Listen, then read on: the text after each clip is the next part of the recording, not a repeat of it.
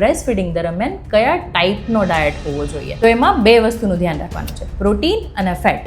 આ બંનેનું પ્રમાણ ઓછું ન થવું જોઈએ, એ ખાસ ધ્યાન રાખીએ. તો પ્રોટીન આપણને મિલ્ક પ્રોડક્ટ્સ, કઠોળ, પનીર, દાળ આ બધી વસ્તુઓમાંથી મળી રહેશે. અને અગર જો તમે નોનવેજ ખાઓ છો તો તમને એગ્સમાંથી પણ સારા પ્રમાણમાં પ્રોટીન મળી રહેશે. હવે આવી વાત ફેટ્સની. ફેટ્સમાં શુદ્ધ દેશી ઘી સાથે સાથે omega-3 ફેટી એસિડ્સ જેવા વિટામિન્સ. એટલે દેશી ઘીમાંથી આપણને ફેટ્સ મળી જશે અને omega-3 ફેટી એસિડ્સ જેવા વિટામિન્સ માટે આપણે અખરોટ, નટ્સ અને ગ્રીન લીફી વેજીટેબલ્સ લેવા જોઈએ. આ બંને વસ્તુઓની સાથે સાથે ઇમ્પોર્ટન્ટ વાત છે વોટર ઇન્ટેક.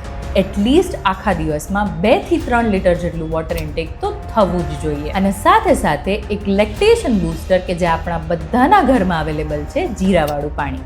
અને આટલું કરશો તો બ્રેસ્ટ મિલ્ક પ્રોડક્શન ઘણું સરળતાથી વધી શકશે.